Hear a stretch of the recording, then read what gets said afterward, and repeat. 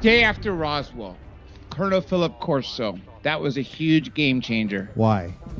Because he talks about being in the Pentagon, I believe the year was 1954, and that General MacArthur put him in charge of the Foreign Technologies Division, and he was given or delivered this three cabinet drawer, and in it contained artifacts from the Roswell crash. And he was given an unlimited budget, and he was told to seed them into companies like IBM. Tonight, Dr. J is in the studio, and we are talking about books, our dream radio show, Art Bell, UFOs and Aliens. Thank you for listening, and remember to like every show, leave a comment, and please subscribe so others can find the podcast so much easier. Dr. J is coming right up on My Alien Life. I occasionally think how quickly our differences worldwide would vanish if we were facing an alien threat from outside this world. And yet I ask you, is not an alien force already among us? My Alien Life is recorded live from atop the Northern Rocky Mountains and is available on Spotify, Stitcher, iTunes, and everywhere fine podcasts are found. My website is at www.myalienlifepodcast.com. There you will find my email address, all previously recorded shows, and more. I am Cameron Brower. This is My Alien Life, and the podcast starts right now. My Alien Life Podcast.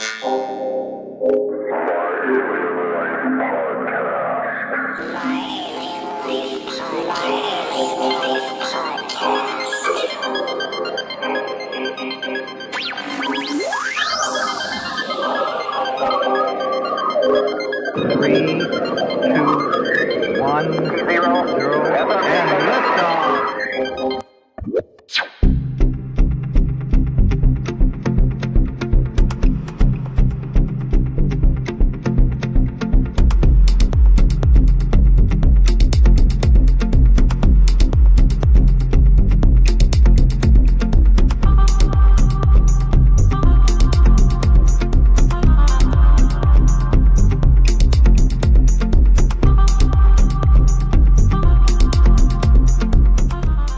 Doc, I Googled Dr. J. I'm a huge Philadelphia 76ers fan from way back in like 1977, and I get distracted easily.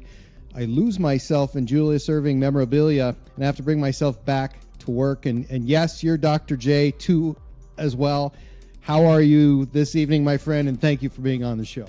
Oh, I'm doing great, Cam. Thank you for inviting me. And let me say this to Julius Erving. Julius, when you get your doctorate, then we can call it even. Then you can take away the Dr. J back to you. But for now, I take the helm.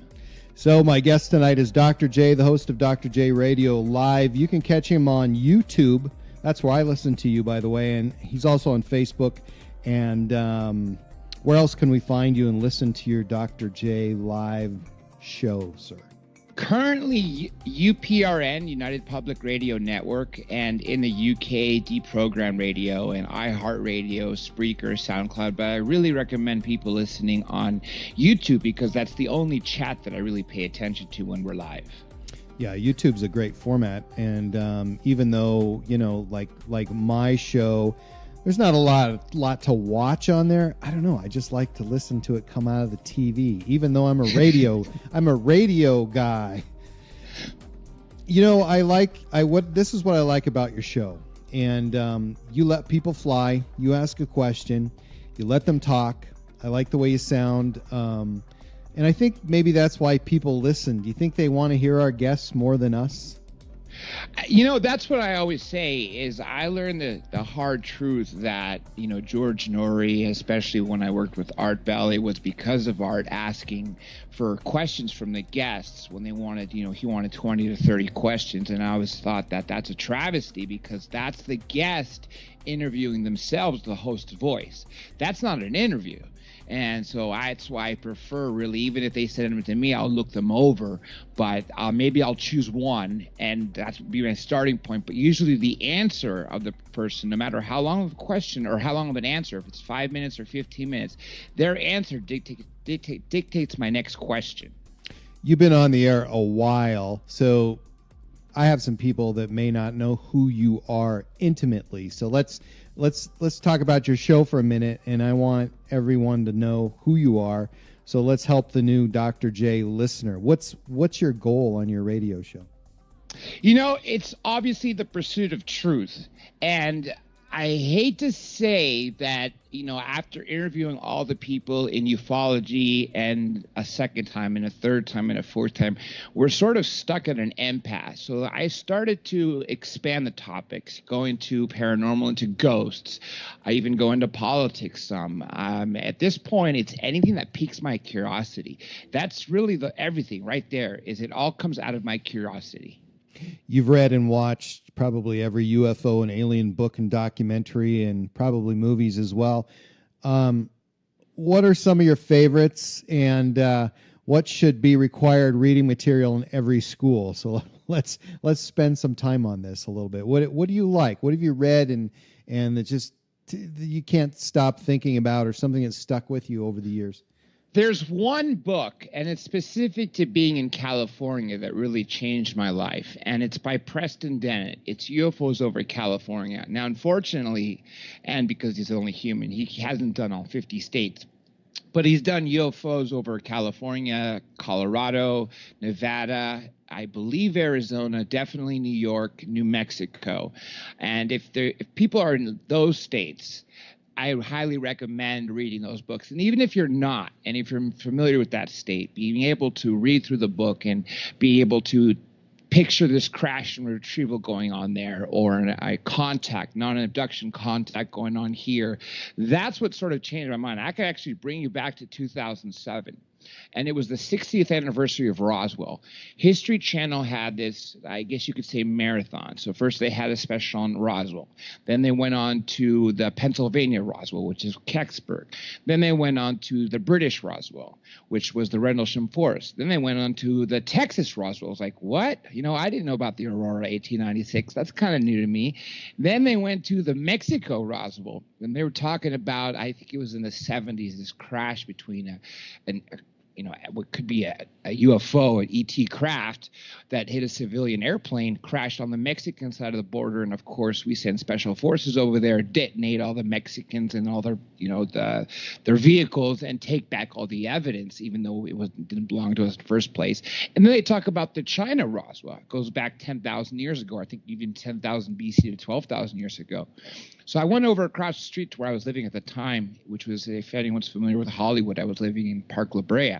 I went over to the Grove, and there was a Barnes & Noble, and I asked for a good UFO book. And so I went over to the section, and I was dismayed to find a really small selection. So I picked this random book that looked really cool from the cover. I bring it back, and it's this astronomical physicist, and it's just pure theory. That's the part that really bugged me. I'm like, come on, man, really? All he's going to talk about is the possibility of signals, and can we even get to the possibility of faster than light travel? I'm like, I'm way past that. I want to go back and see what else they have. And that's where I was introduced to UFOs over California. They actually brought it from the back of the store. An employee did. She recognized it from the day before.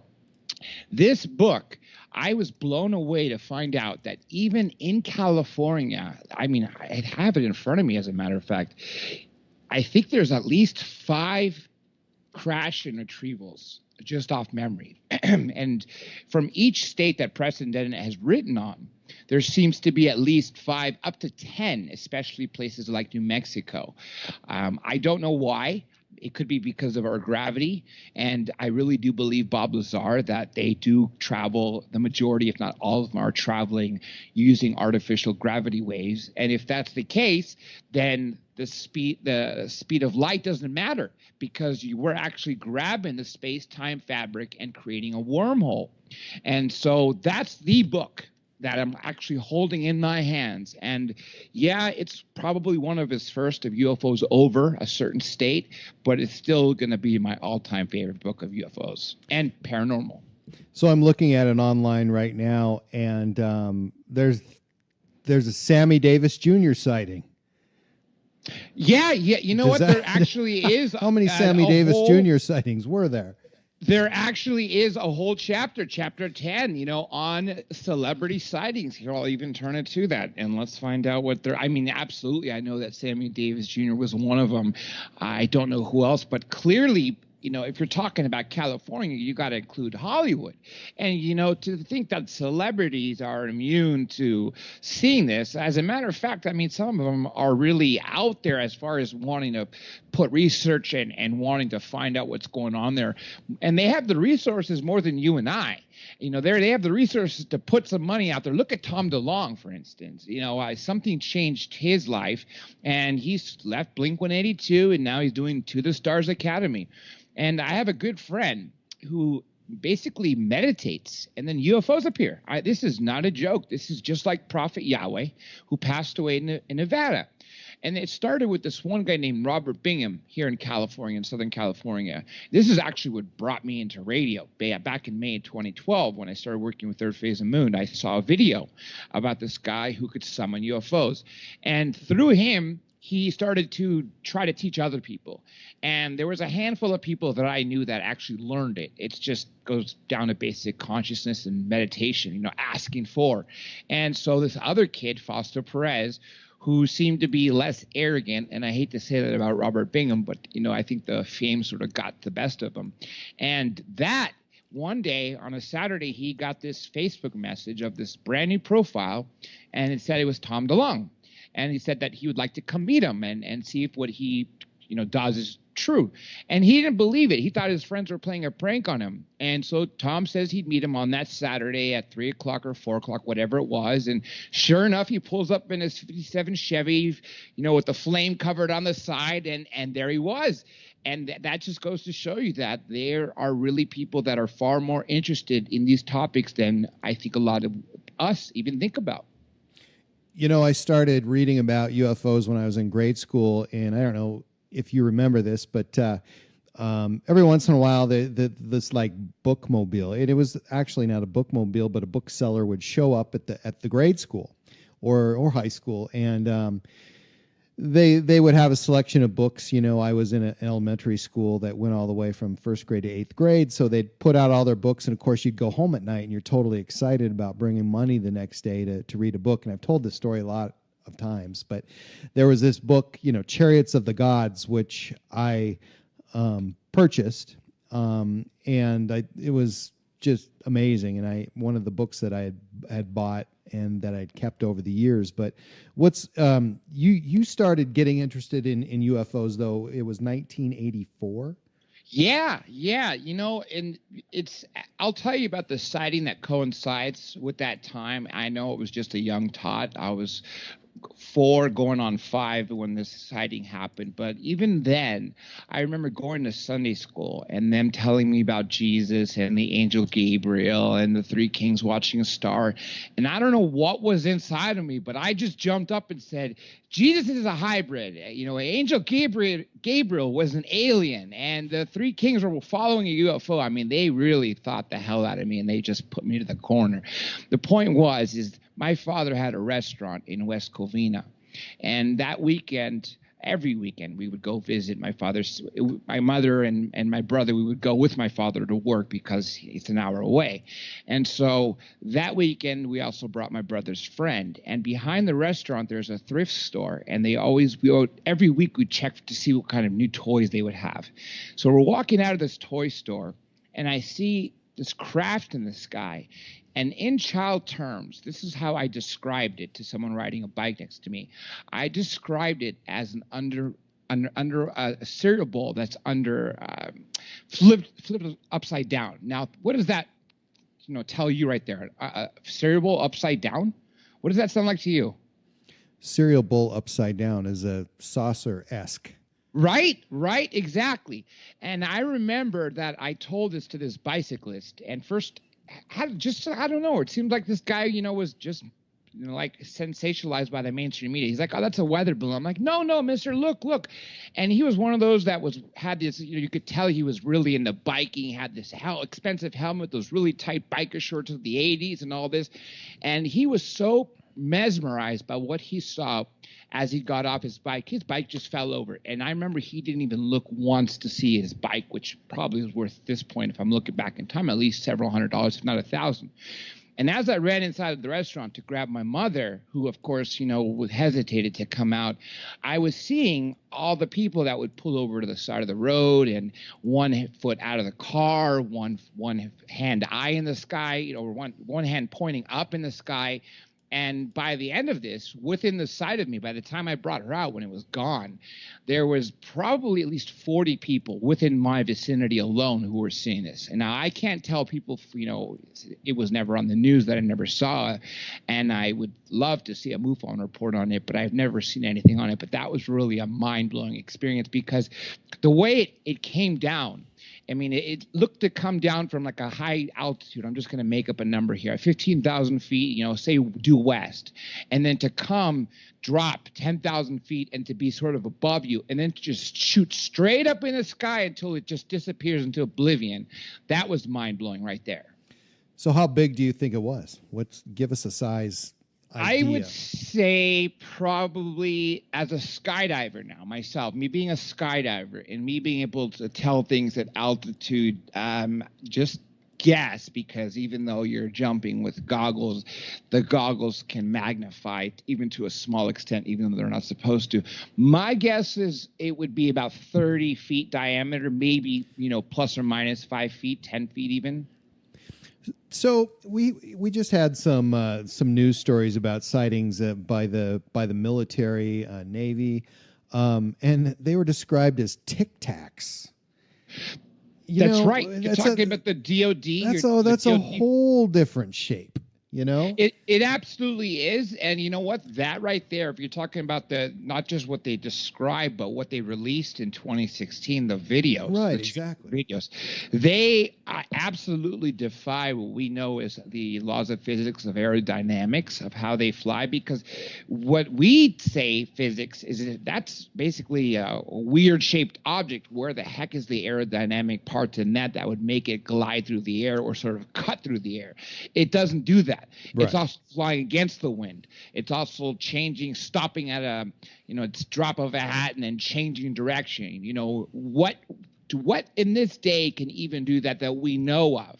Nothing. Not even helicopters can go that speed. Sure, they can stop and go back, but they cannot go that speed and silently. And this thing definitely didn't have any propellers on it.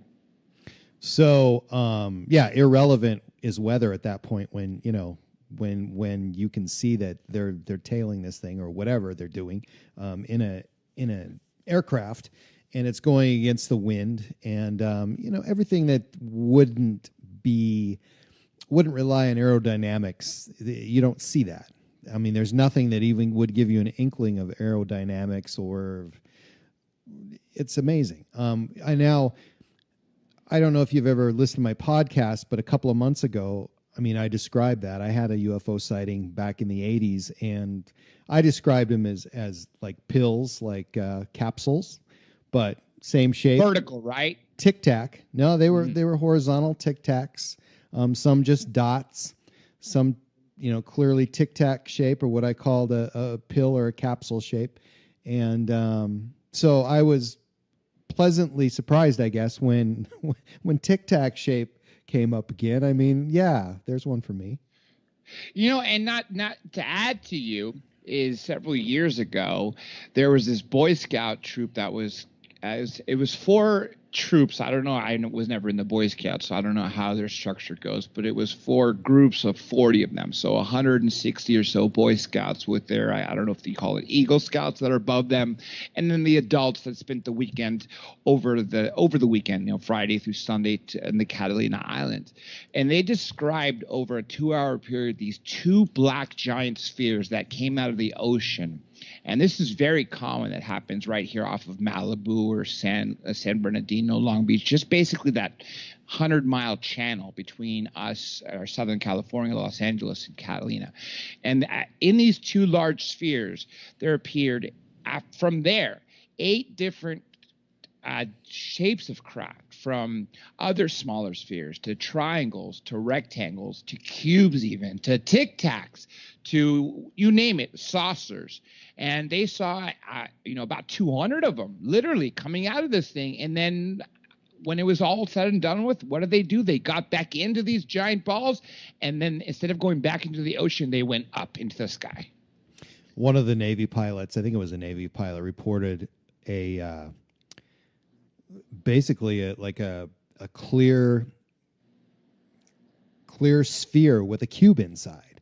I mean, flying right there in front of him. He almost ran into it. I mean, that's just astounding. I can't even imagine what that would look like. If you're driving your car down the highway, or if you were in a commercial plane and looked out the window and saw a sphere with a cube inside, I mean, I'd go out of my mind. I don't think I could fly a F-18 Hornet. Yeah, I would too. You're absolutely right. That's where the training comes in a hardcore, because when you pay attention to the pilots talking to each other, and I don't know if it's pilots that are in other planes or it's the pilot talking to his co-pilot, but they're really immersed into what they're seeing.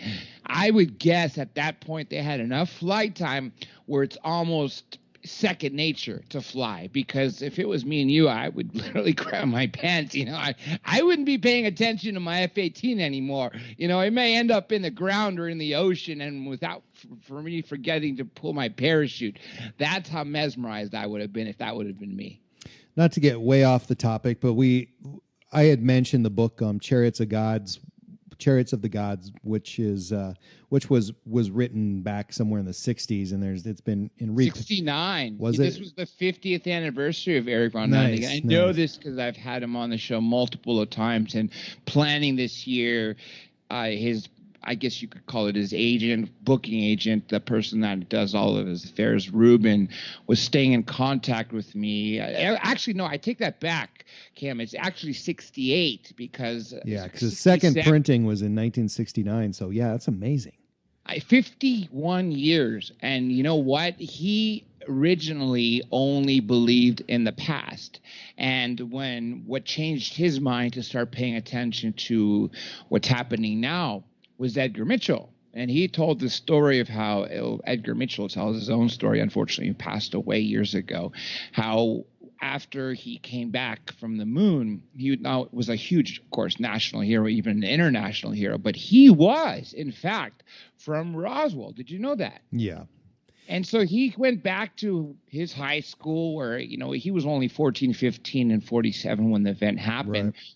And everybody, came to tell him what happened. And he went from believing the weather balloon story into saying, okay, hold on a second. You know what? We have been visited. And then, of course, from there, other stories came in that he really believed because they're from credible people.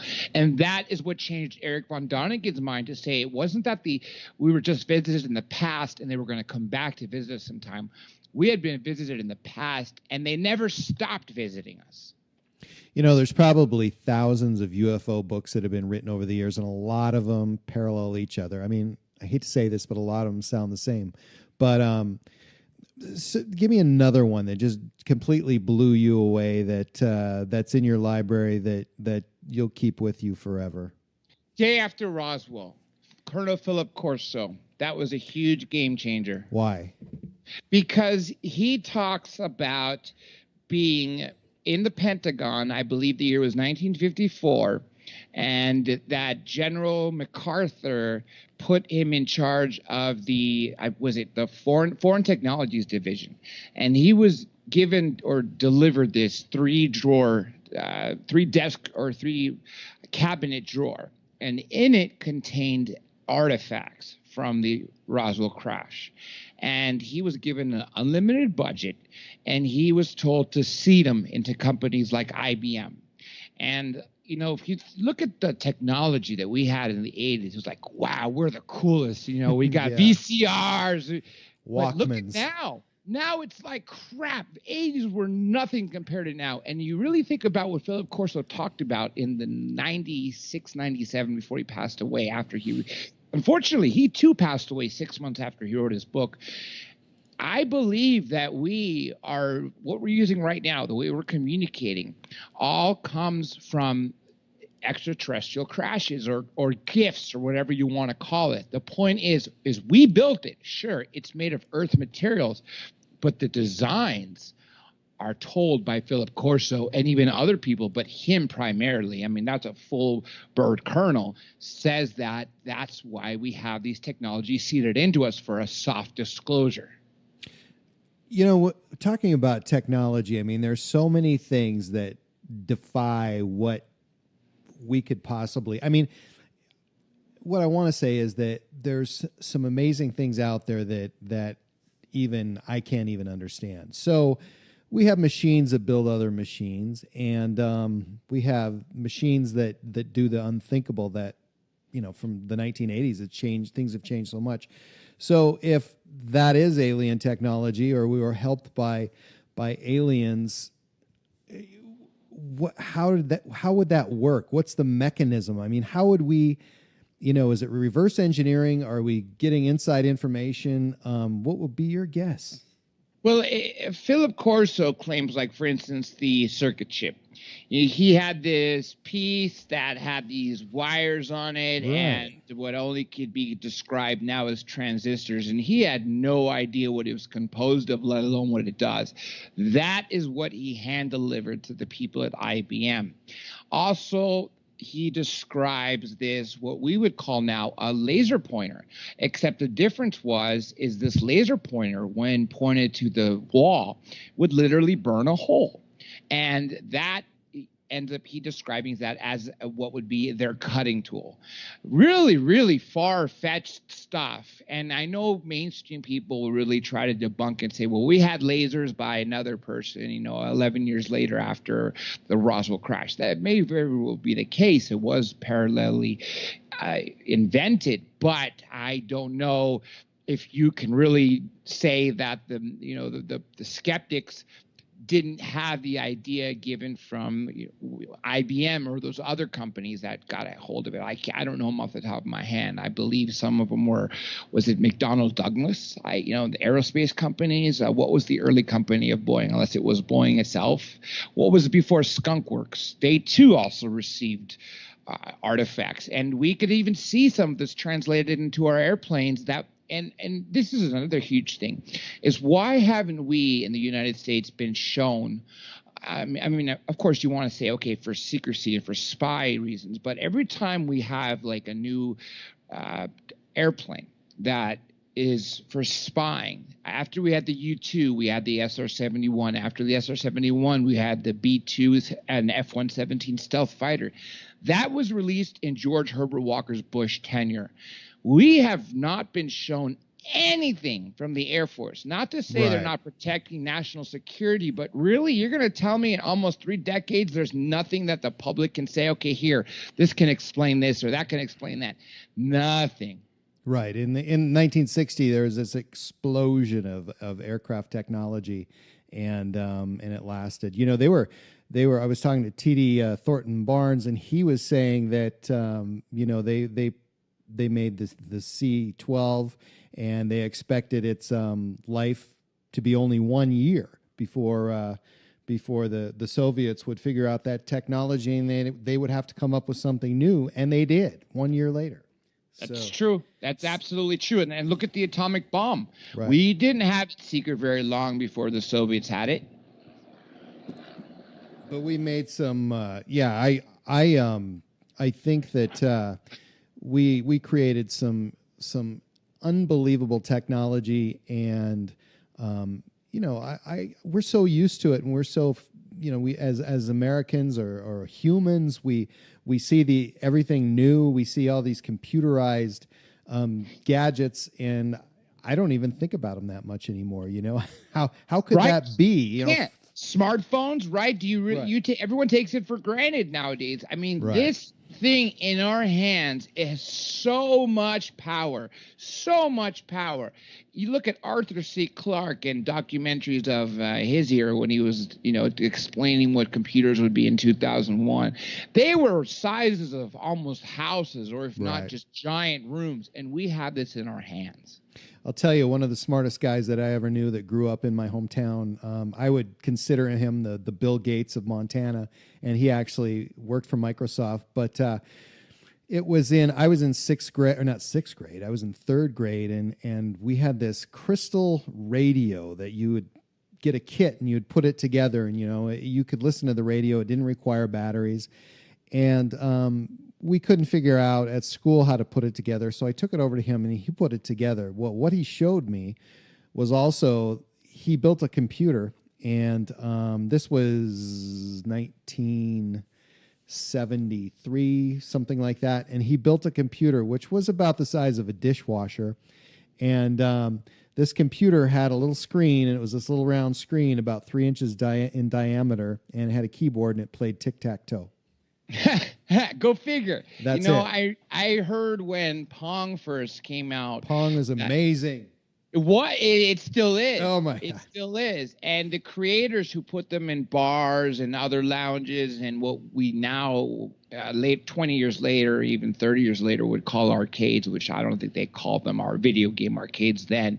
When they went around and they were getting complaints that they were broken, they ended up finding out that they were just full of quarters.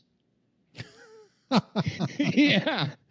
When I was a kid, I would go with my dad, and he had bowling on Thursday nights, and I would reluctantly go. But one night he took me, and we were in the bowling alley, and they always had pinball, and he would never give me enough quarters, but there was this machine sitting there, and I'm like, what is that? So we're looking at this machine. There's a couple older kids on this machine, and it was Pong, and I'd never seen anything like that before.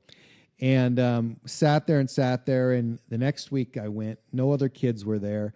And I walked up to that machine after walking on carpet. I touched the machine. There was some static discharge, and it turned on. And I didn't need a quarter. But, I mean, after trying that about 15 times, I couldn't do it anymore and had to go back to quarters. But just that static discharge would allow me to play a game. And you're talking about 2 light bars in a blip, that would go up and down. The light bars would go up and down. And yet, back then I was thinking that was the most amazing thing. It's like we were in the space age. Well, we were, but, just in my hometown, we had that little piece of science in the bowling alley. And what about when it finally translated to home? I was less introduced to it as far as arcade games or even pinball games before my father in the early 80s. Yeah, you could basically tell how old I am by the last year it is. So right now it's 2019. Well, I'm 39. So 84, I was 4. It's always December that it's the month that I'm a year ahead of. So I remember it was 1985 when my father brought home Nintendo. Before that, it was Atari and Frogger, and I can't even remember much games other than that. Than Frogger and I believe Pong were the big ones that I was stuck. Television and ColecoVision. Oh my gosh! To be actually able to control what you're watching on TV, I thought that was really the coolest thing in the world. I mean, Super Mario Brothers. I remember that. Zelda. I'm like, wow, where did they create this stuff? Back in about 1980, I guess it was. They had, I think it was probably ColecoVision. No, it was in television. So my neighbor had that, and they had in television football. Now, you used to have the little Mattel electronic football game that was just red dots and red Tic Tacs on the screen, and it was a little tiny screen, and it was handheld. Well, this one actually, didn't matter how big your TV was, you could watch this on the TV and play football. But honestly, if you looked at these football players today, you would think it's a gorilla or something. You couldn't make out what it is. However, at that time, I thought that was the most realistic football player. I mean, I could see you couldn't see his eyes, but I could see the eyes and the helmet. I could see the hair. I could see everything, and even though it was very, very crude at the time, your mind would just fill in the blanks. And it's incredible how our mind reacts to that stuff like that and just fills that in for us. However, now, with I have an iPhone, and I can't even imagine. There's a joke, and it's something about, not even being able to go to the bathroom without your iPhone. And No, I gotta. it's a tough world without that technology. It's true, and I'm on the same way. But at the same time, I try to limit myself, because if we don't have actual social interaction as humans, we're gonna die. Absolutely. Our intelligence is gonna go astray. When I go to the barber, and I'm the only one talking to the guy cutting my hair, and everyone's around on Facebook on their smartphone, and they're looking at me like I'm the lunatic. I'm like, hold on, guys. Shouldn't you be socializing? I remember it was a few weeks ago. I was out to dinner with my aunt and uncle, and I stepped out. I'm a smoker. I'm a chain smoker, actually. So I went out for a cigarette, and I called somebody on the East Coast, in Pennsylvania. And the person who was a waiter at the restaurant was also on the cell phone. I stopped for a second who I was talking to, and I looked at the person. I said, we're both on the phone talking to someone however many miles away, yet we're feet apart, and we're not saying a word to each other. I said, how did we get here? Yeah, a few years ago, I was trying to get Pearl Jam tickets, and I was in a vehicle with somebody else. We were both on the phone, and somebody just walked up and banged on the window and said, and I rolled down the window. I'm like, what? And he goes, are you two talking to each other? I said, no, of course not. Why would we do that? So do you think that is there a clearinghouse or a library somewhere on this planet of all the UFO books, or a museum? Because you gotta, individually, some of these books aren't that great, but when you put this collection together and all these people that have had these experiences, I mean, that's a wealth of information. Absolutely. And when you look at how easy it is to publish nowadays, you could self-publish, and I believe, I don't know, I think it's Amazon even offers the services that they'll publish. I guess, I don't know if it's per order. I really don't know how that works, because I've only ghostwritten a book. I've never written one for myself or for public. Someone else. I wrote it for someone else. The point being, though, is 30 years ago, where you needed an agent to become an author, like Whitley Strieber. Now you have so many people who will make a run of maybe 100 books, and then they'll keep making a run of 50 or 100 or 500 after that, to basically go with the demand. There are, like you said, so many. And the only thing I could think of is the Library of Congress. And even then, I look at the back, and the ISBN number. Some books don't even have that, and yet there's some of the greatest knowledge that we should have. I think it would get lost in the Library of Congress. I mean, it's so vast, And you're right. I mean, people are publishing books. You're a slacker if you don't have a book now. Maybe, I don't know. It's true. It's absolutely true. I was called for Coast to Coast to be on an interview, and they said, where can I find your book? I said, I don't have one. I said, I don't have one. What do you want me to say? And it came kind of as a shock to Lisa Lyons. It worked out, but I was definitely one of the very few people that didn't have, and I was a guest on Beyond Reality Radio. And one of the questionnaires that you have to fulfill before you go in, it's like, what name should we call you on air? Backup number and all this. Book published. It just left it blank. That's all I could say. They kind of fell flat on that one. Mm-hmm. What happened to you in 1990 in Greece? That was another crazy sighting. We were going, and back in 1990, let me remind people, this is before the collapse of the Soviet Union. And it was actually ironic, because before my father came to Greece, actually, my parents didn't meet in Greece. They met independently here. So they both came here as legal immigrants. I always say that legal immigrants, because that actually goes on to a whole nother topic of my stances on illegal immigration. But back in 1990, it was funny. Let me just add this side note, how at the U.S. Embassy, every time someone would leave it, you would have a KGB car, and you would have a Greek policeman following, and the same thing with the Soviet Embassy. You would have a CIA. Anyway, we were traveling from my father's tiny little village of Metohi in the province of Volos and going to another area. And we were going through a forest, and I swear to God, this just reminds me of almost like Travis Walton in the setting where it's just nothing but the stars and the moon. And we were in a taxi cab. There was nobody on the road but us. And I remember I was the first one to notice this, and it was a ball, a sphere, and it was just silent, huge. And behind it was 10 or 12 other smaller spheres following it. And I remember we talked about it. It was like the biggest thing in the car, and we get to the next village. It's late, 2, 3 in the morning, and we sleep. We wake up. Turns out it wasn't just us who saw it. This thing dominated the news for the next 2, 3 days. They had to get comments from NASA, and because of the Soviet Union, they had to get comments from them to prove that it wasn't, a satellite coming in, it wasn't, a spaceship coming in, and they were just proving what it wasn't to implicate what it was, a truly unidentified flying craft.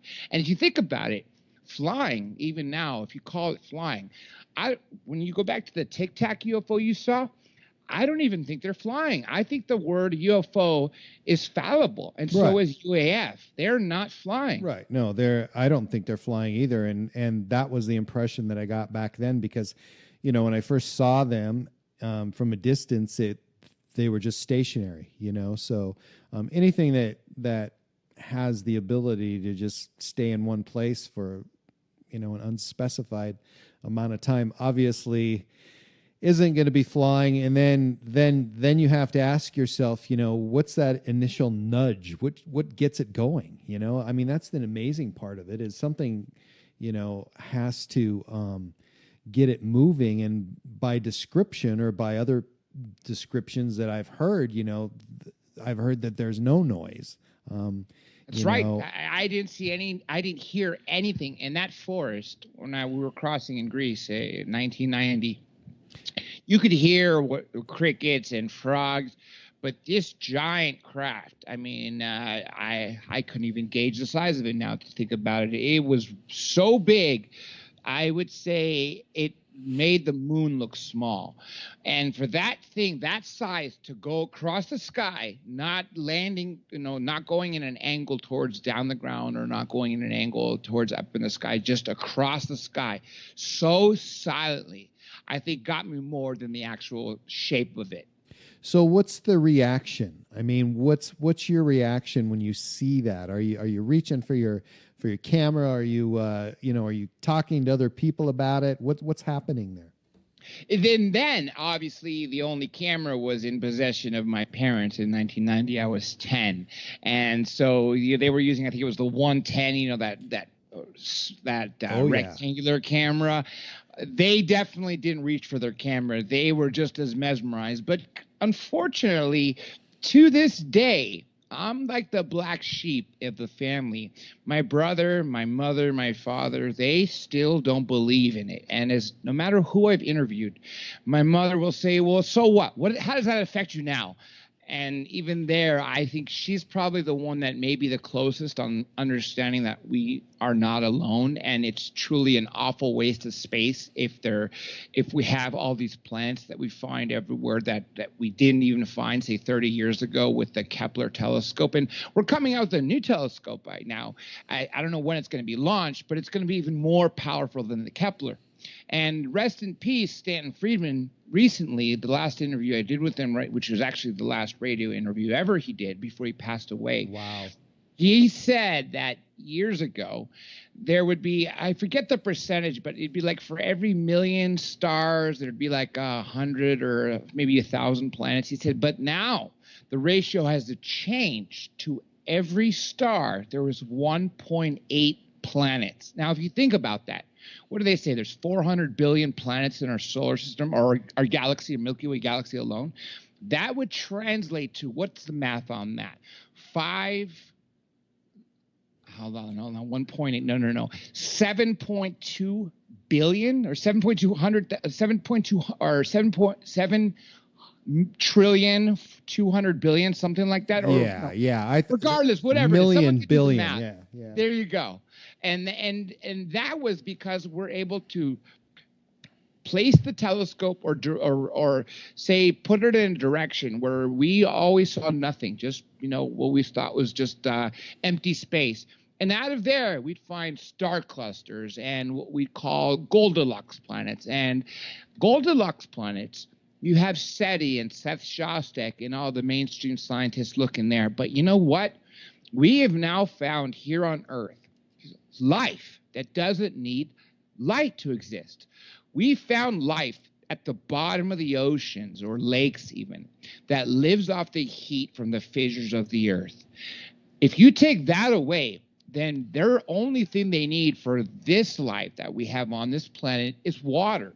Well, clearly, I would just guess that, if you look at the 2001, some people call it a crop circle, other people call it a message that was received back after Carl Sagan sent his 1976 message of binary, of describing what our DNA looks like, that we're the third planet from the sun in this solar system, where in our galaxy we're located, and things like that. And we received this message that one thing we also mentioned is that Carl Sagan also put that we're carbon based. Well, when they return that message, if you believe that return, they mention that they're silicone based. So if we're looking at only things that have water and things that are not too hot and not too cold, well, you know what? I think we're actually eliminating a lot of things that could have life. Not to say it's all intelligent life, but I think there's a lot of planets that our mainstream science has looked at and says, you know what, that's too hot or too cold. Yeah, sure, it has water, but we couldn't live on there. But that's not to say that microbes or even other primitive life doesn't live there. And if you think about how old our solar system, our galaxy is, or not just our galaxy, our universe is, what do they say, 1.35 billion or something like that, or 14 billion? How many civilizations are, say, 1 billion years older than us or 1 million years older than us? And I always make this argument too, is let's go back in time. Let's go back to 1850. Okay, prior to 1850, go back 1,000 years to 850 AD. How many technological advancements did we have from 850 AD to 1850 AD? Virtually nothing. Yeah, it's incredible. One thing that I wanted to mention too is that, think about like when you were a kid and there was that number 1 million. Now we're talking about in our galaxy billions, and then you're talking trillions. About billions of galaxies or trillions. And I mean, that's a number, or even a concept that as humans, it's really hard to understand. The other thing is that as humans, we basically determine what we're seeing based on what we've seen before in our short little lifetime, and I mean, that's our first recollection. You're gonna think about, not actually think about, but basically anything that you see in the sky and it's unusual, you're going to base it on maybe an aircraft or something else. And it's so hard for people, especially older people that I think, older than me, to expand their concept a little bit, expand their knowledge, and try to conceive that, there is something out there. There is something different than us. It's not just us here. That's right. And this is another interesting concept. When you look at the Native Americans, when they were first visited by whether it be the Portuguese, the Dutch, or the Spanish, some of them, because they had no reference point, couldn't even see the different ships that were approaching them, or what the people were wearing, or the weapons, or what they were seeing was so warped they almost didn't believe they're humans, right, even though they were humans, because of the clothing they were wearing, because these giant ships they were sailing. I was in Hawaii a couple of weeks ago visiting the Cousins brothers for third phase of moon, and I got to learn the story of King Kamehameha, who was the first ruler, and not really the first ruler, but he's known as the first ruler because he's the first unifier of all the planets in Hawaii. And they had prophesied that he would be a god if he was born on this certain day, but particularly because they would see a certain symbol. And where did they see this symbol? On the mast of James Cook's ships. Really, So when you think about it from that point of view, it's like we really, to some civilizations back then, we were the gods. And that's why when you look at what you mentioned, Chariots of the Gods, Eric von Daniken's books, I can't even imagine what the Egyptians or the old Mayan people really truly thought of the star people who had the ability to fly in here silently and look differently and may have artifacts. And even without artifacts, may be able to do paranormal powers or psychic powers strictly with their minds, things like cloaking, or making people forget their memory, or even levitating. All that, can you imagine how holy they would be to our old civilizations? I can't even imagine it myself. I mean, I have a hard time conceiving what, an ET would look like, why they would be here, even though I've had experiences myself. That's probably one of the hardest things that I deal with all the time, is the fact that I don't believe what I saw. So, and that was part of the reason I put together a podcast, because a lot of it was disturbing to me and I'd never really told anybody about it, and didn't really want to tell anybody about it, but there was things about it that bothered me. And one of those things was that I couldn't even believe it. So I would, rehash all these events over and over and over again, trying to make sense of them, trying to figure out, how I could be mistaken, trying to figure out, what that could possibly be. It's a hard concept to grasp. And when you actually see something and can't explain it, it's a game changer. It rocks your world. What I also had a hard time to struggle with was the fact that people or civilizations that were visiting us were bipedals. You have grays or reptilians, I have a hard or the time with praying that mantis, too. Right? And yet, why do they have two legs, two Right. arms, two eyes, one slit for a mouth, or a mouth and one nose, and are standing up? The only thing that I could really think about is that we must be related to each other in some way, shape, or form, whether it be through panspermia, but not natural panspermia. I think either that we were brought here from another planet. Somebody else made this argument to me not too long ago. As a matter of fact, it's the owner of UPRN, which is 107.7 New Orleans. He said that our circadian rhythm is basically better placed for Mars, as is our temperature, right? We're better suited for what Mars would have been, say, a million years or however long ago they say before that geological event that made it a dead planet. And also, look about the composition of what the air we breathe. Most of it kills us. If you remove the oxygen, it's deadly to us. Are we really meant to be here? Sure, it's our home now and has been for however many millions of years, if you consider all the hominids that were related to us. But that's just a drop in the bucket in the lifespan.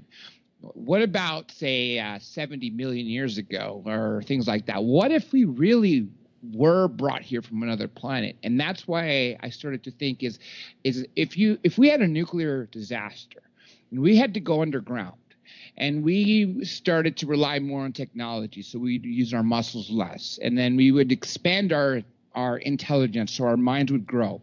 Our eyes would have to evolve to be better suited to live in the darkness. What would we look like? The spitting image of a gray. And you know what? That really makes sense.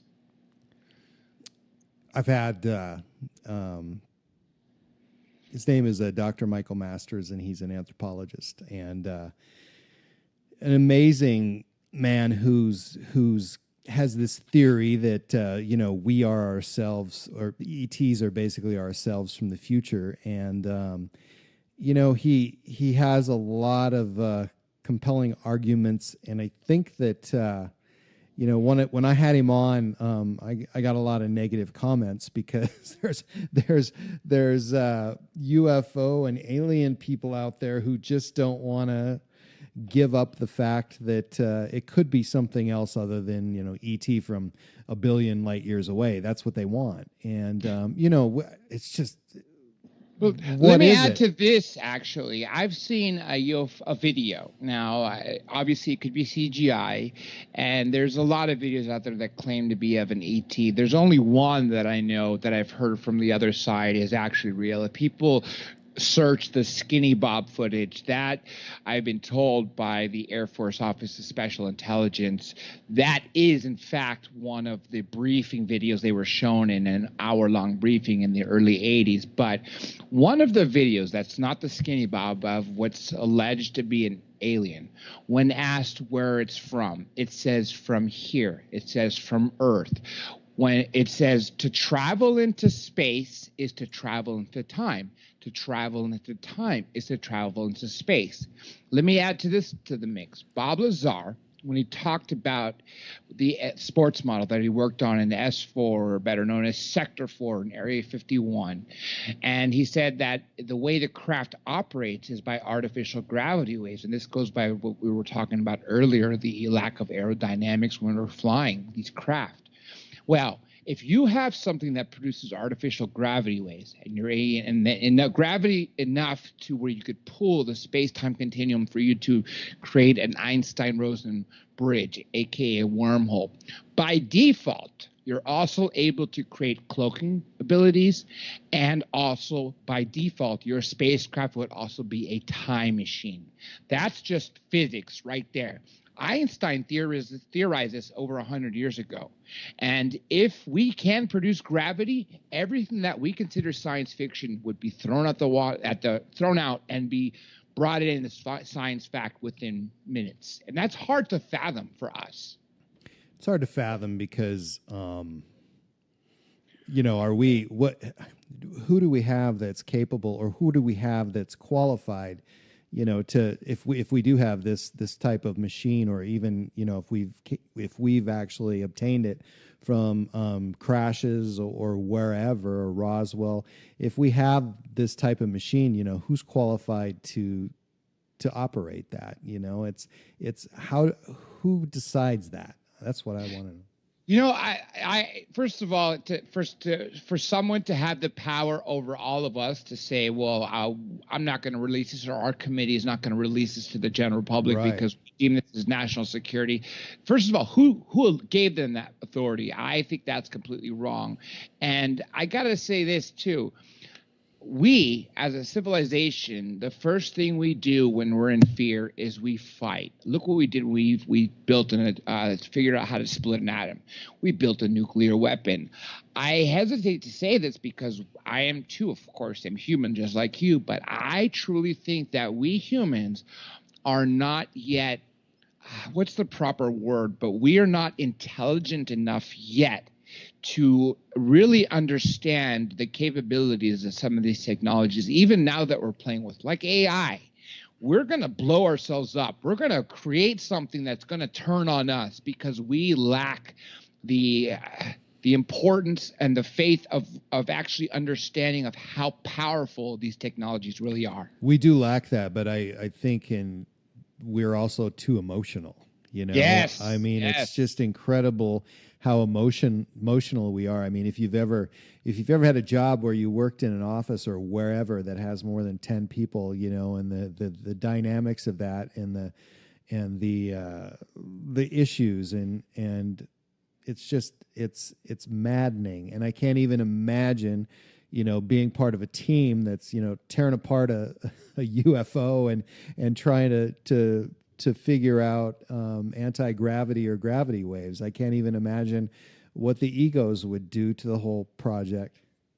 You know, as you mentioned with the emotions, positive and negative, you're absolutely right.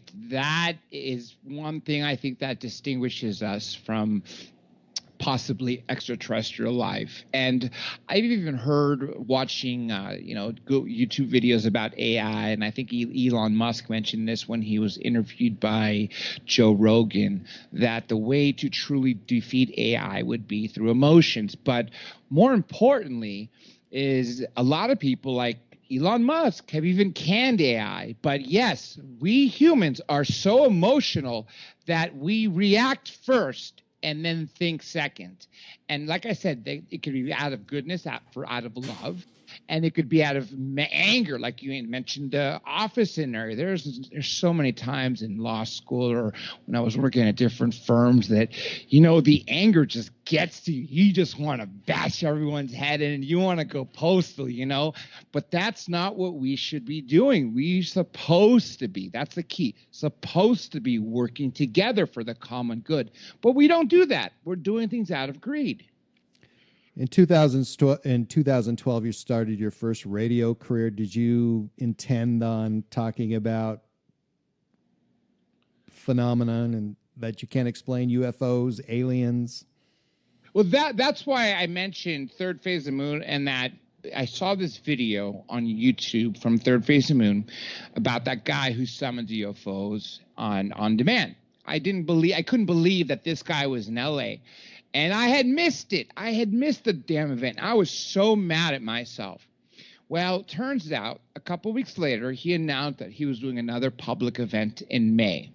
And I went there, and it was downtown in MacArthur Park. And I was one of probably 50 people or so that not only saw what was in the sky, 2 orbs, and I filmed it. And I brought that over to Third Phase of the Moon. Long story short, we ended up making a documentary together. And because I had somehow developed a relationship with like other people in ufology, I don't know why. It could be because I used to produce raves. And I know it's a no term now, but producing concerts is a skill that translates into other things. And that's what I did essentially in college to fund my college life and law school life.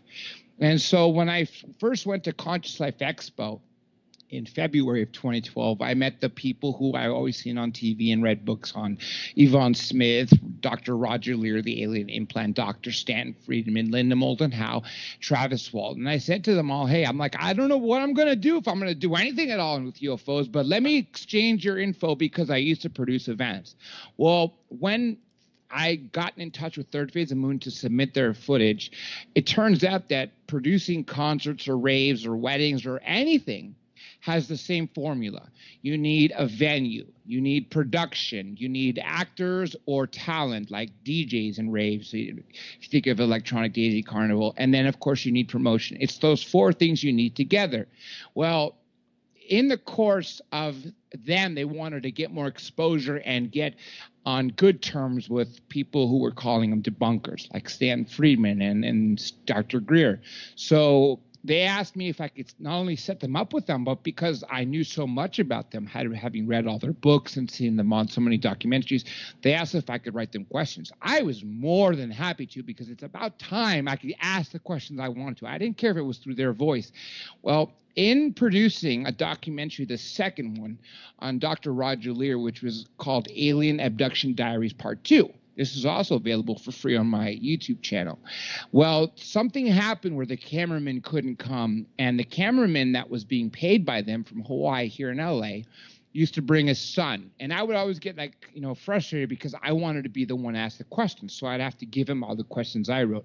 Well, that day that we were set to film for the part 2 with Dr. Roger Lear, the cameraman couldn't come. And I think his son, I don't know what happened. Maybe he was going through a bad breakup or something. The point is they both couldn't be there. It ended up being me not only who filmed it, but it was me who actually was asking the questions. And that ended up them realizing like, oh, wow, I actually have a talent in asking questions, intelligent questions, and keeping it into a chain. So it started into primarily UFOs. And I started under Third Phase of the Moon Radio in 2012. That was on Blog Talk Radio. In 2013, I got recruited onto Revolution Radio again for UFOs only. And it wasn't too long after that I changed it into my own company, which was Researchers on a Mission, and then Dr. J Radio Live, because that was the only account I can get in every social media platform. And that has spawned, like I mentioned, to other things of, ghosts and exorcism and basically since 2016, really, I've had a lot of politicians on and people that were either delegates or somehow involved in the 2016 election. For instance, Roger Stone and Jerome Corsi. I know those are some of the coolest guys that I have to say to interview. If you ever go down the field, I highly recommend them. Very cool guys to talk to. But yeah, from the get-go, the primary focus was UFOs. And to this day, even though I mentioned earlier that I started to get bored with it in 2016, because once you hear the stories a dozen times and you're like, is there anything new? Is there any other, why aren't there any other crashes in Roswell and Kecksburg? Come on, tell me something new. I started to interview other people. Well, I sort of circled back and came back to it. I think probably in light of the DOD's statements. Also, the DOD, if you also noticed that they not only said they continued to investigate after Project Blue Book ended in 1969, and then they claimed they ended in 2012, yet other sources claim they continue. So it's like, well, hold on a second. You guys are lying again. The Navy, too, has issued new instructions on how any Navy men can report UFOs or whatever you want to call them, UAPs. They have different terms. The UAPs is the new term that the government uses, which I again mentioned flying is totally wrong. But still, the Navy now, instead of punishing you with 10 years imprisonment and a $10,000 fine, 1010 is what the norm was for decades of violating secrecy, which included UFOs, which were really to this day are really held really high up there. I was told that actually Bob Lazar even mentioned this, that the badge he had, the clearance, was a Q clearance. Well, when you research what a Q clearance is to this day, Q clearance is only issued to those who are involved with it's by the Atomic Energy Commission. Well, that raises the whole questions. Wait a minute. So you're saying that all the UFOs somehow have atomic energy? And the consensus is yes. Again, it depends on who you believe. I, for one, do believe Bob Lazar. And that's where I believe him, what he worked on, the sports model, and how he talks about the technology. There's no one been around that's been really able to debunk him. Stanton Friedman was the one who tried to, and the reasoning he used, he said, well, if this guy went to Caltech and to MIT, why did he do so horrible in high school? Why did I see him, not so well at Pierce College? Well, you know what? I told Stanton, I said, I too was a horrible student in high school, and it wasn't because I wasn't intelligent. It's just because I was a jackass. And I also went to Pierce College, the same junior college that Bob Lazar went to. And then I went off, to get a bachelor's, not summa cum laude, magna cum laude. And then I went off after that into law school and went off to get another degree from another law school. So I got my doctorate in the same fashion that Bob Lazar, where he didn't do well in high school and yet excelled when it came time to go to Caltech and MIT. With that, he also has not changed his story in over 3 decades. You started working for Art Bell that same year, 2012? So no. But Art Bell was actually a pure accident. In end of 2014, there was another internet radio station, and it was Dark Matter. And so I was doing my shows on Revolution Radio, and I was doing another show on Dark Matter. And then I ended up doing 2 shows on Dark Matter, keeping another show on it was the same name. It was just different days of the week on Revolution Radio. And then because I had interviewed people like Eric von Daniken regularly, Uri Geller, Apollo 13 astronaut Edgar Mitchell, and the list goes on, I got a call in January of 2015 saying that, hey, I essentially know all the big guests that Art Bell used to get. I also know other people that Art would like access to, and I was offered the job to be his producer. And I told Art I would do it as long as I could keep my show. And he said, "What time is your show?" And I said 7 to 9 p.m. Pacific time. And he goes, "Well, you'd be right before me." And he said, "Can you book enough guests and that are big enough and high enough in caliber where we wouldn't cross and would be at least 2 weeks difference?" I said, "Absolutely, be no problem at all." And that's how it started. Why do people love Art Bell? Probably I because love he was Art the Bell. first. You know, he was definitely the first. If it wasn't for him, we wouldn't be doing this now. He sounds good. Absolutely. I mean, his voice is so mesmerizing. I mean, you have people to this day, all they want to do is pay a monthly subscription to hear his old shows.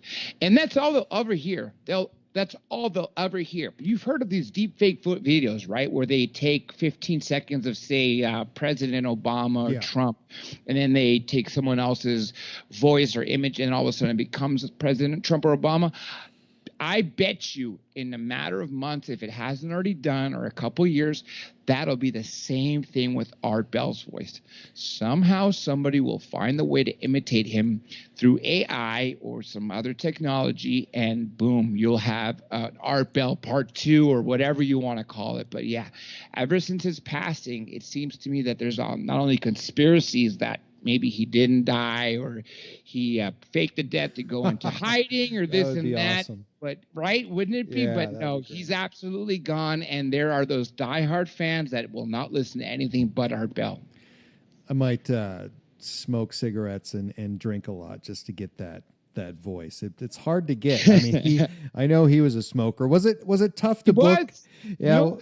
I'll tell you this. When I went to visit him in 2015, I'm actually smoking as we speak. And so he was trying to get me on these nicotine droplets, because he had a young daughter. He was married to his second wife, Erin, who is widowed now. And we were at his house, and he was just really happy to show off all this stuff. He had a racquetball court, which ended up being storage, and he had a giant RV, which I don't think he ever did much with it. And he had a second guest house, which was identical to his first. He had his giant antenna on his property, and we spent a few hours there, and we went to dinner. And then after eating, I excused myself so I can go out to smoke. And sure enough, he comes right behind me, and he's like, "Hey, can I get a smoke?" And that's why I snapped the famous picture that I have of me and him, because I just thought the moment was so ironic, because we had spent all day together, and every time I'd smoked, he'd let me go outside, and you could tell he would, as soon as I'd mentioned cigarettes, he would pop more of those nicotine, tablets. They were like droplets, like almost like Tic Tacs, where you could, just chew on and swallow. But he broke down after dinner. And in light of his wife, she was very quiet. I think that's the nature of a Filipino wife. Very quiet. She sure as heck didn't say anything to Art, like, "Oh, don't do that." But you could tell the little bit of dismay in her face. But you also saw the I don't know how to put it, because arrogance is not the right word. It's far from arrogance. What's the proper word? Confidence plus. Thank you. It's the confidence in Art that when he smoked and with me, and he came back and he smelled like it, she gave him that look like, "Why'd you do that?" And he gave him that look like, "I'm Art. Leave me. You're gonna love me one way or another." Sort of look. That confidence. There you go. That's the right word. I would think that almost anybody would want to be a guest on his show. Was it ever tough to book any guests? No, as I mentioned before we came on a couple of days ago, the hardest was Michio Kaku, but that wasn't as hard because almost anybody wanted to be on Art's show. The only people who didn't want to be on his show that chose to be on mine were people who had some sort of falling out on him. It was only because of Michio's scheduling that made it hard. But when I announced that I was producing for him, and people actually might not know this, and I'm going to say this right now on your show, is if you look at the first 10 weeks of his guests, all of them were booked by me, and almost all of them were people who had been on my show. Those are all my friends. There's only a handful that I could say were on his show only because they were Art Bell. And that's one thing that I, to this day, don't tout, because I never wanted to live in his shadow. He hired me because I already had the success in my own realm, and that's why I wanted to leave in that way. I didn't want to. That's why I ended up leaving that job, and Heather Wade ended up doing it, and I ended up being assistant producer, because one thing that I got frustrated in was what I was telling you earlier. I didn't like having to ask my friends, which I really consider my friends, who had on the show multiple times, and say, hey, Linda Moulton Howe or Richard Dolan or Nassim Harriman, by the way, this time can you write questions for him? And yeah, I know we're going to do my show a week before him or 3 weeks after him, whatever it be. But for his show, can you write questions? It just didn't feel right. And you could tell some of them, like Graham Hancock, got really angry. Graham was like, no, I've been on his show multiple times. You tell him, why the hell does he need it? Who are you to ask for him? I'm like, don't ask me. This is Art. Right. And sometimes it came to the point where Art had to step in it and, say that. That's why I left it with Heather Wade, because at that point is I still gave him the guests, but she had to ask them for questions. She did the sound check, and she also booked the dates. I just said, he said, I want Grant Cameron, or I want so-and-so. And I'm like, here's the phone number, give it to Heather, and then you guys handle it. That way I could sort of keep my distance. So if you look on, well, his page is now gone, but it was artbell.com. The original pages, I still have screenshots. We'll just say under his name, his Twitter account, his Facebook, and then it'll say, producer, and then also my own show page and my Twitter account and Facebook. And then after I went to Heather, you still see my name underneath her as associate producer. That was by design, again, because I just felt it just too much to both. I didn't realize how hard it was, because see, the way me and him booked different guests was very different. I even, you have an iPhone, right? In my iPhone, that little app that's called Notes, all I do is I write a guest and a date there. I don't have anything else to go on. Most of the time I know what they've written, and if I don't, I'll read their bio, and that's more than enough to start with. He wanted, aside from the sound check, he wanted those 20 questions and 20 to 30 questions depending on the guest, and that really got to be so much more than I had bargained for. Like I said, it was purely by accident. I didn't ask for that job, and I don't want to say in hindsight I would say no, but really I kind of would, because the strain, because he got really, really angry. The first several months before he had come back, he was so excited and he was such a happy guy. But after he started, by the end of the second week, he was really angry. And it wasn't at me. It wasn't so much at the guests, as I told you, that I don't want to say the guests' names on air, that he got offended for kind of minor and stupid reasons, because he knew who he was getting with. But the point is it was the stress of someone who was no longer a spring chicken coming back from out of nowhere and doing 5 days a night. 5 days a week, sorry. That takes a lot out of you. And I know this because up until a few months ago, I was doing 5 days a week. That does take a lot of stress on you. I mean, I'm sure with you, even by, the end of the days when you're done with your shows, you're looking forward to that day off. Well, with Art, he would wake up, he would watch CNN, watch the stock market, and then the whole day would be focused on the show. If you ever watch the documentary on Netflix called Avicii True Stories, where Avicii talks about, and before he suicided, sadly, talks about that he used to get this performance anxiety that would really be so stressful to him just thinking about booking or going to a gig. And then when he start DJing, everything would be fine 10 minutes into it. Well, that was sort of like Art, but except Art didn't have that much performance anxiety, you could tell that it took a lot out of him. And that's why, no matter what it says publicly, he left because of that. It wasn't because of threats or anything like that.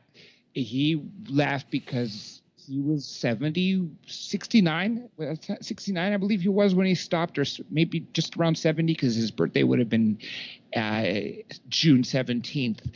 So he stopped in December of 2015, so that would have been 3 years before he died. whatever it be, say 69, 68. He left because it was too much to handle. And I don't blame him. That's 3 hours a night, 15 hours a week. It sure sounds like nothing to people who are working 40 hours a week. But you know as well as I do, when you're doing a radio show, it's not the hours that you're spending on the show. That's part of the easiest of it. It's leading up to it and sometimes after. But really, it's almost a 24-hour thing because you're constantly thinking about it in some sort of way. And I can see how that affected him. I think also too that he put in a lot of preparation for the show, but he was, radio was his thing, and he always stressed the importance of radio and how big radio was to him. So much so that he was also a ham radio operator. Tell me this, I've known ham radio operators, these older guys, and their houses are just this myriad and collection of electronics. That's basically how I picture his studio and his ham radio studio. Just a pile of electronics. Was it organized chaos or was it completely different? You're absolutely right. Now, his new studio, which was essentially a couple computers because it was a digital show, it was run on Skype, and the person who did his website and Keith Rowland basically built everything around that, and that's all it was. So his new studio was just a couple computers and I don't forget what the name is, I'm forgetting the name, but it's a company that has like this $10,000 phone that allows for multiple lines. They donated them the phone. But his old studio, by the way, his new studio, I'm talking about, is in his guest house. That's where he produced his shows in 2015. But from these early days, even before he went into the Philippines and started doing shows from there, and then when he came back to Pahrump, and even when he did a Sirius XM run, was in his old studio, which was in his residence. Oh my Lord, that was purely a chaotic mess. I didn't understand 20% of the equipment. He was trying to show it to me, but at the same time, he was also explaining like, well, this is how it was, the good old days. You know how the old timers like to talk about? Yeah, that's awesome. I would have loved to have gotten to do that with him. Yeah. It's something that's definitely part of history. And I always say this, if it wasn't for him, people like us wouldn't exist. And, he got offended when he found out, when he called the first time I spoke to him. And he goes, "This is Dr. J?" I said, "Yeah." "Who's this?" And he goes, "No, I didn't say who's this." He goes, do you know who this is?" And I honestly, I'd never heard his shows before. And I said, "No." And he goes, "Oh, it's Art Bell." I'm like, "Oh." And I felt really bad. And you could tell that sigh that followed it because I didn't recognize his voice. Yeah. I think his show probably has the most memorable, Coast to Coast show has the most memorable intro possibly in radio. And to me, listening to that show at night, driving down a Montana highway in the middle of nowhere, I mean, there was nothing like that. It was amazing. I agree. I absolutely agree. For the people that were, because as I mentioned, there exists that whole culture of people that want to live in the 90s and 2000s and will only listen to an interview that he did. It doesn't matter if there's anything new. There's websites dedicated solely to talking about a show that is off air and about a host that's gone. That's how dedicated some of these fans are. Really diehard fans. Yeah, I love it. I would have loved to have been able to meet him. Who are the top three people that you would love to have on your show if it could be anybody? People that I haven't had, you mean? Yeah, absolutely. President Trump. That's a for sure. There is this Cambridge professor who talks about theoretical physicists. As a matter of fact, he has the same office as Galileo. I want to say his last name is Johnston, Professor Johnston. He did win the Nobel Peace Prize for physics. That would be a number 2. And I don't know for number 3. It would probably be, I don't remember his name, but it's the main Egyptologist who's always debating Graham Hancock. Yeah. I know who you're talking about. I love Brian Cox too, physicist Brian Cox. He's amazing. And yes. what about, now you don't, I'm putting you on the spot, but who wouldn't you have on your show even if they asked? I mean, there's people in ufology that I wouldn't have, but you going to mention a name? Yeah, Randy Kramer and Corey Good and David Wilcock. Those three. I know there might be people mad hearing this, but I just don't buy the fact that they went 20 years, or especially Randy Kramer and Corey Good and the new Emery Smith spent 20 years on Mars with Obama. Right. And it was 5 minutes Earth time. And they did 3 tours of this, and there's no proof, and nobody else they were with except the president, former president. Those are the people. I don't even remember where I saw that for the first time, but I caught it right in the middle. And I was just stunned. I was like, what am I listening to? It was crazy. I mean, anyway. You know, it's really crazy. It's interesting that somebody could have a story like that and it's flawless and they tell it again and again and again. But I'm with you, man. Let me tell you one other small thing about David Wilcock. In 2008, he came out and he was always thanking, and why am I blanking out his name? Let me try to see if I could pull it up in my list. It's an old, regardless, he was always thanking someone else for the research he had done. But then he started changing tune and said, well, you know what? I am the reincarnation of Jesus. Why is my brain blanking out? Who's that famous not astronomer, astrologer? Edgar Cayce. So David Wilcock would have a picture of Edgar Cayce and say that he was a reincarnation of him. That's what he did after using someone else's, I guess, studies and information up until 2008. So from 2008 to 2012 or 2011, he was saying that he was the reincarnation of Edgar Cayce. In 2012, he was one of the big proponents that the end of the world was December 21st, 2012. On that day, he had sold a lot of stuff, by the way, leading up to 2012, of survival kits and stuff like that. And so on December 21st, 2012, he called into a radio show and said, I'm on top of the mountain. It's going to happen any minute now. I'm safe, and you guys are not. I'm in the top of a mountain in Canada. And nothing happens, right? Absolutely nothing happens. A week later, he comes out, and everyone's like, David, where's David? He said this, nothing happened. We want answers. For a week straight, he's silent. And then he pops out and says, did you feel it? Did you feel it? It was a spiritual awakening. I was wrong. It wasn't the end of the world. It was the end of a period of time. It was in our minds.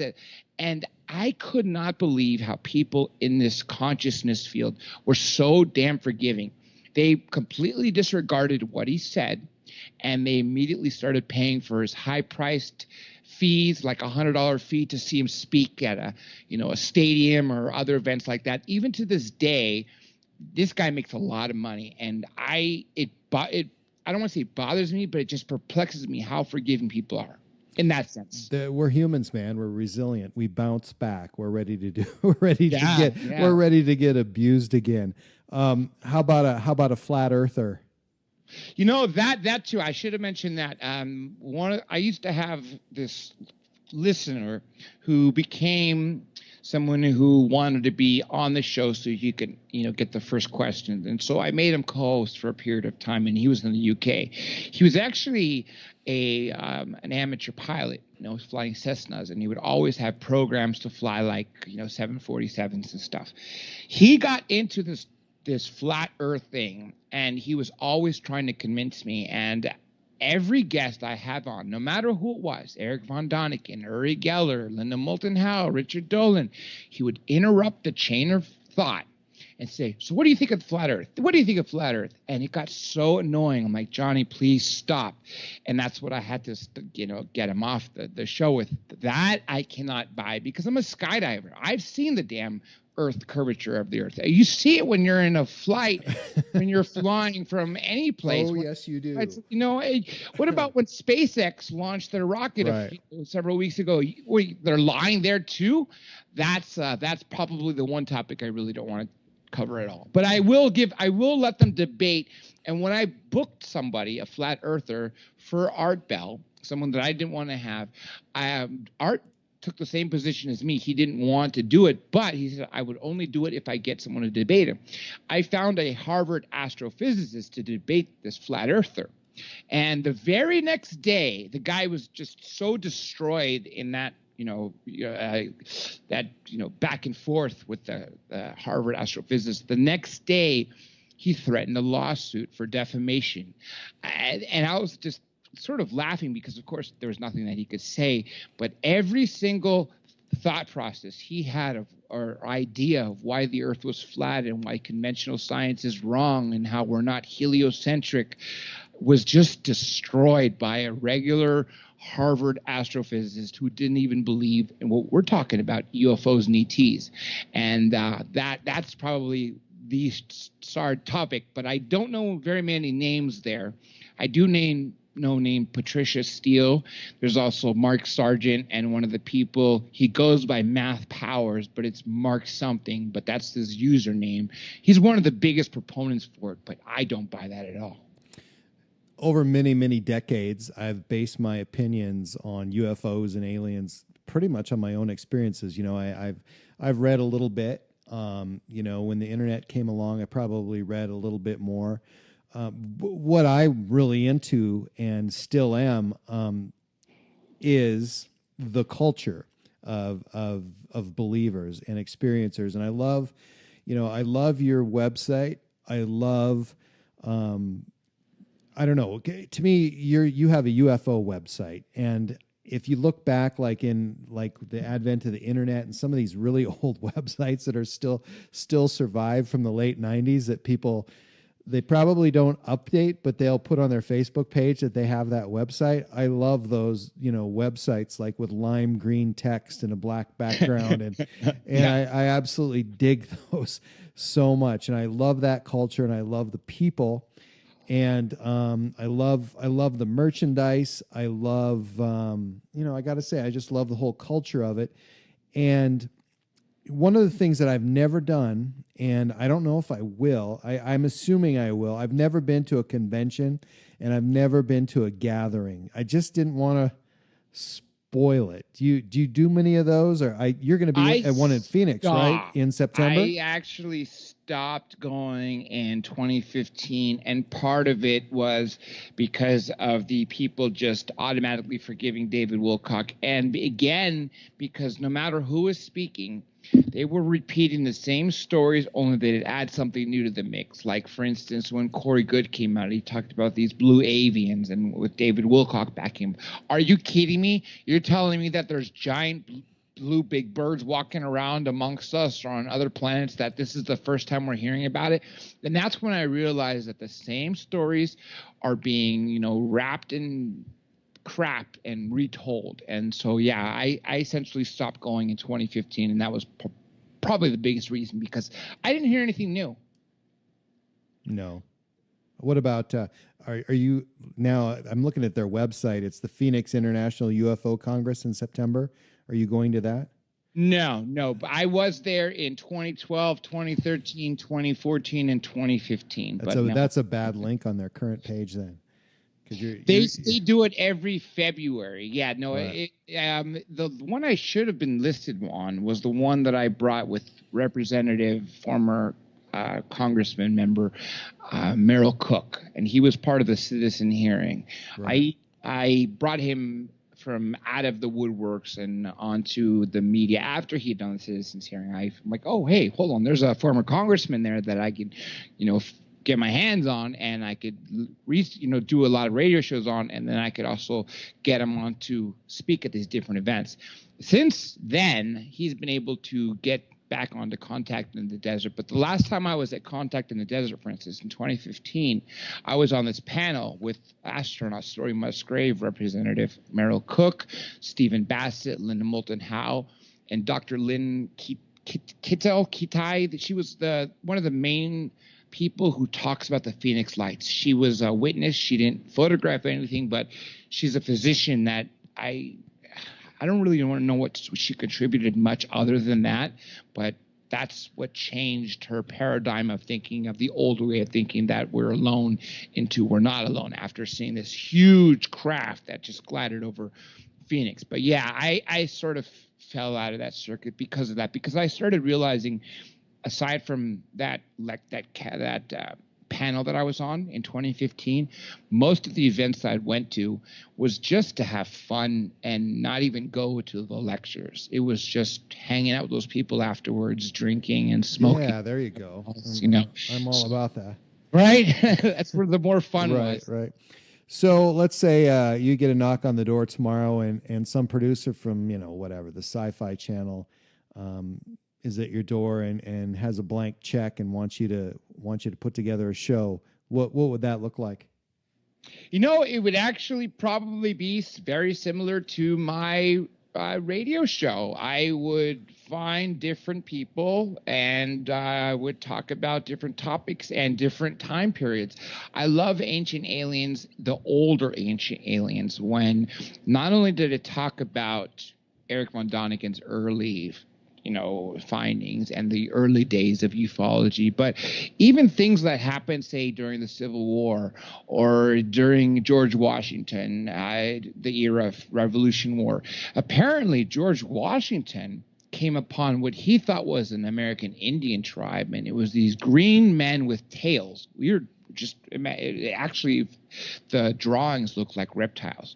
And he just thought they were just Native Americans. And they pulled out a blank map, and they told him that if he had crossed this river, the Potomac River, and he had won this attack, what they explained to him is that a new country would be formed. And on this map, droplets of water appeared, and in each area as these drops of water landed, allegedly, this is all allegedly, cities were shown to grow on this map.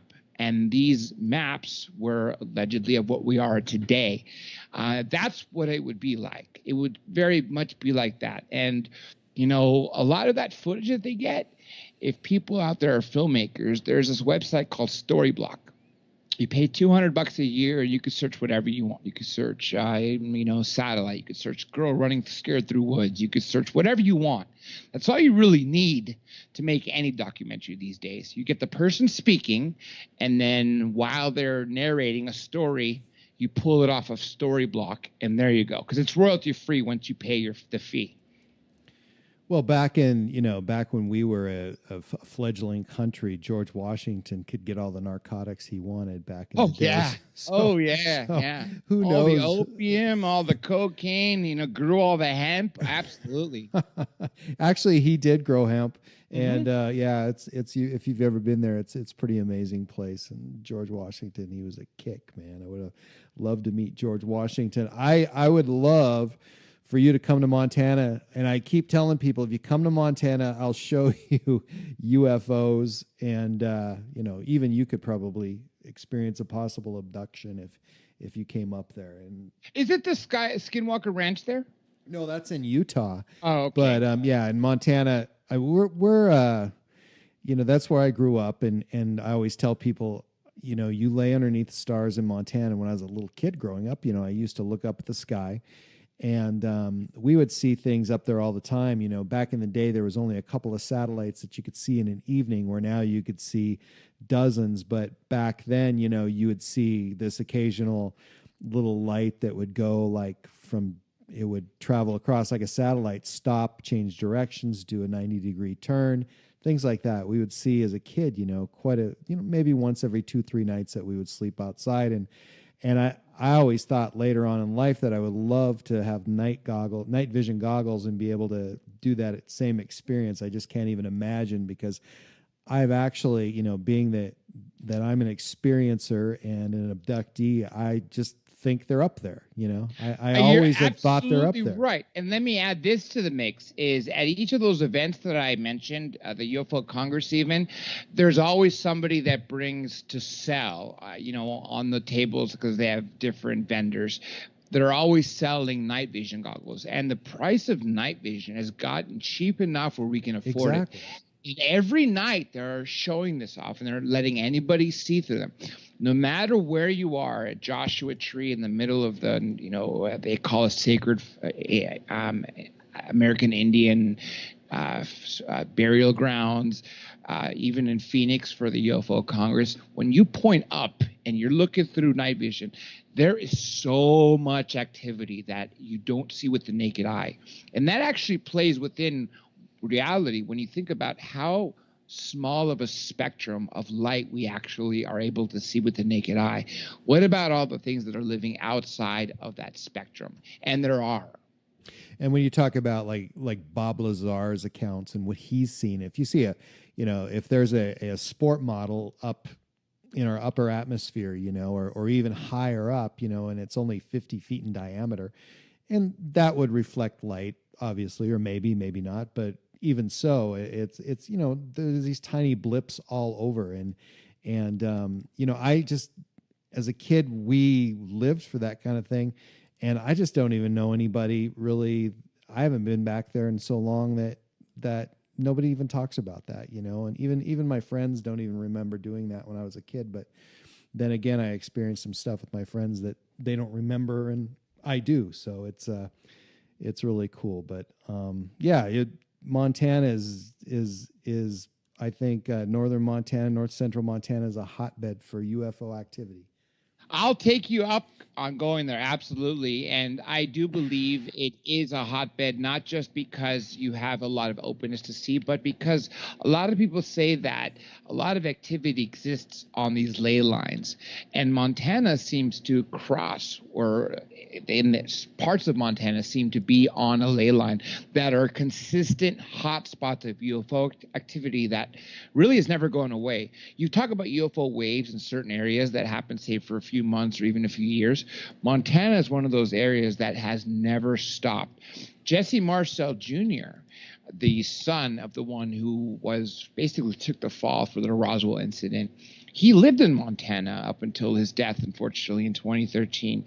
And yeah, after what he saw when he was an 11-year-old, what his father brought home from the Roswell wreckage, he would always see stuff, always. And I believe there's the third, Jesse Marcel the third, his son, which is the grandson of the original Jesse Marcel from the RAF 509th bomber group in Roswell, New Mexico. If I'm not mistaken, I think he's there too, because I know the granddaughter, Denise Marcel, lives in Los Angeles now, but I believe her brother, who used to live with their father, is still in Montana. I think one of the remarkable things too, and I've talked about this with people on other shows, is the fact that in Montana, myself and other people, we grew up with that. I mean, there was things that happened. You're out driving in the middle of nowhere by yourself in the middle of the night, and there may not be a car in front of you or behind you for 20 miles. Things happen. Other things that happened, cattle mutilations. I mean, back when I was a kid in the 70s, there was a show on, I remember, on the radio, and it was about UFOs and aliens, and they talked about cattle mutilations. They don't even talk about cattle mutilations anymore because it's just a dead cow. And they don't even investigate him anymore. If ranchers see him out dead in the field, they don't even take the time to walk over there to see what happened. I mean, it's just something that we've become accustomed to, and it's just something that we live with, and we don't consider it, but it's part of our livelihood in life. It just happens. You're absolutely right. I was speaking with someone the other day, and they said ranchers at this time, when they see a dead cow, they just collect the insurance. And we do need to pay attention to how they died. I mean, if half their face is surgically cut off, and I mean, okay, you could argue that decades ago that there was no way they could have done it. And now you could say, well, with new technologies, there are ways. But then you have to add the question is, why would somebody be out there mutilating cows? Why wouldn't they just buy a cow or, for whatever reason they needed, right? So clearly, you're right. This is an area that doesn't seem to be talked about very much at all. Linda Moulton Howe, this was her primary focus in the early 80s. But again, she too was sort of abandoned it. As a final thought, I want you to just tell everybody again where they can find you. If you're going to make any personal appearances in the near future, just what's going on with you this summer, and how can they listen to you tonight and every night? Well, I always recommend people go onto my YouTube channel, but let me say this. The only thing people have to remember with regards to me is the name of my show, Dr. J Radio Live. That's DRJ Radio Live. Everything from my website, drjradiolive.com, Facebook, Instagram, Twitter, Flickr, Tumblr, whatever you want to say, Patreon, Mind, which is a new cryptocurrency Facebook type of site. Everything is the same at DRJ Radio Live. I do pay attention to Twitter more so than I pay attention to on Facebook. But yes, people can definitely check out my site to see the upcoming guests, and that will also bring you the link to the YouTube where I suggest people are, if they're going to listen, to go there so they could also participate in the chat room, because if people want access to the guests, I always let them have precedent over me.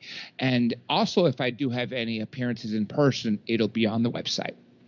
My guest has been the host of Dr. J Radio Live. Dr. J, thanks so very much for being on the show. I appreciate this very much. Oh, the pleasure is all here. Cam, thank you so much. This time really flew by. This was absolutely fun. We have to do this again. We will do this again. Good night, sir. My Alien Life Podcast.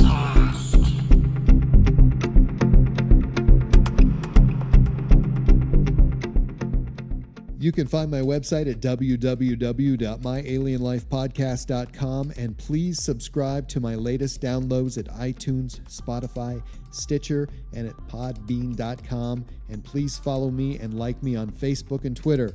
My Alien Life is written and produced for broadcast at Studio 254 in the Northern Rocky Mountains. The music you are hearing is produced and created by ELEON. You can find all ELEON's work online at Heart Dance Records.